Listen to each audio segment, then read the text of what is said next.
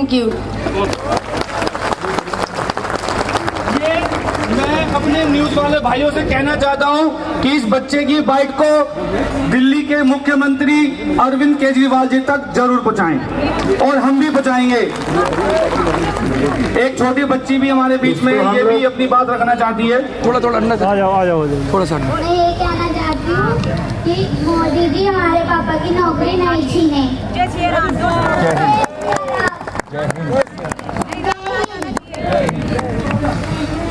भाई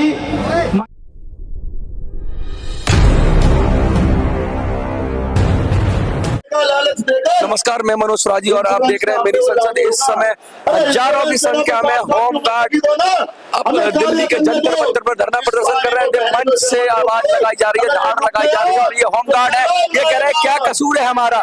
पूछता है दिल्ली का हर होम गार्ड। शौर्य और वीरता का पर्याय भारतीय होम गार्ड। एक ही मकसद भारत का, एक हो होम गार्ड।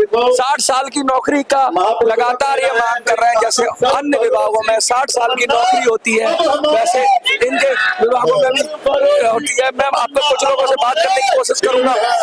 सरफरोशी की तमन्ना आप तुम्हारे दिल में देखते हैं, देखना है जोर कितना बाजू का दिल में है।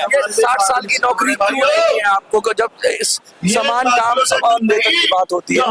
सरकार कहती है समानता होनी चाहिए, तो कोई तो सरकारी कर्मचारी 60 साल 58 साल काम करता है। आप कितने साल करते हैं? हमारा उन सरकारों से, उस डिपार्टमेंट से ये एक सवाल है कि सरकार में लोग 70 साल तक की सेवाएं, 80 साल तक सेवाएं दे सकते हैं। एक होम गार्ड जो गर्मी सर्दी बारिश में एक जगह खड़ा रह के सर्विस कर रहा है, उसको 60 साल क्यों नहीं दिए जा रहे?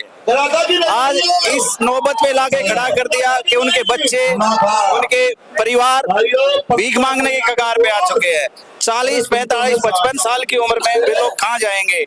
हमारा उन तीनों न्यायपालिका, कार्यपालिका और विधानपालिका से एक रिक्वेस्ट है कि हमारे अधिकारों की रक्षा करें और हमें 60 साल तक सेवाएं दे। लगातार होमगार्ड दिल्ली के जंतर मंतर पर धरना प्रदर्शन करते रहते हैं। मैं बता दूं आपको, अभी कुछ दिन पहले धरना प्रदर्शन हुआ था, दिल्ली की टीम थी, तो उन्होंने कहा बहाली की बात कर रहे थे। वो ऐसे भी लोग हैं जिनको निकाल दिया गया है और वो 20 साल से 22 साल से बहाली की मांग कर रहे हैं। उन्होंने कहा हम गंगा जी में डूब जाएंगे। सरकार तब भी नहीं सुन रही।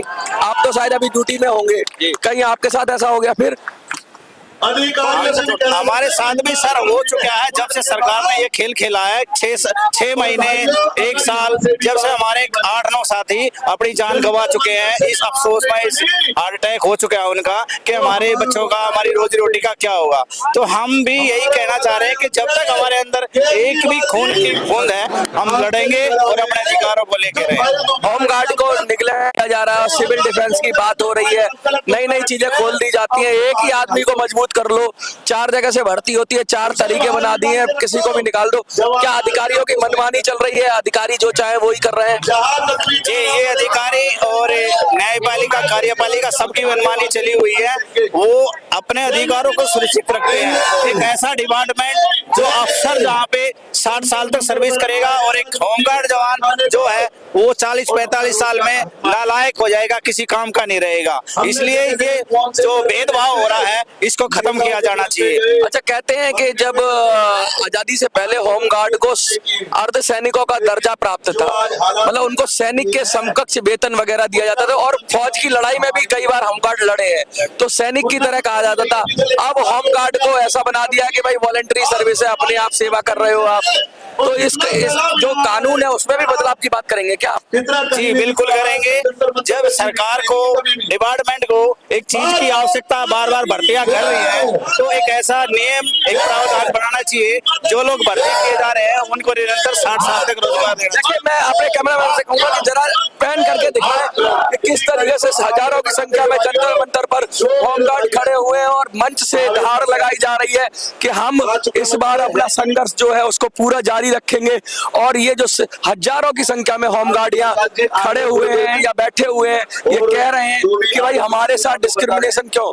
हम भी तो फोर्स हैं, हम भी तो एक तरह की सुरक्षा की व्यवस्था करते हैं भारत के अंदर। और कहते हैं पुलिस से भी पहले अगर कहीं कोई होमगार्ड खड़ा होता है तो पहले उसकी जिम्मेवारी उसकी होती है।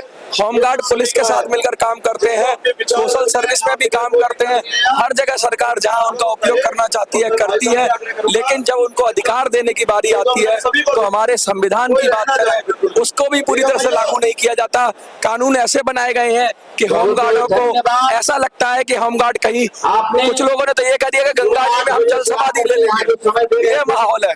और ये देखिए दिल्ली सरकार इतने दावे करती है, दिल्ली सरकार कि हम होमगार्डों को न्याय देंगे। ये देखिए हजारों की संख्या में जंतर मंतर पर होमगार्ड है और ये सीधा सीधा कहना चाह रहे हैं कि हमें न्याय दो, हमें न्याय दो, हमें न्याय दो। और होमगार्ड एकता जिंदाबाद के नारों के साथ गूंज रहा है जंतर मंतर हक और अधिकारों की संघर्ष के लिए। दिल्ली होमगार्ड के 8,624 परिवारों वालों को बेरोजगार होने से बचाने के लिए ये धरना प्रदर्शन किया जा रहा है।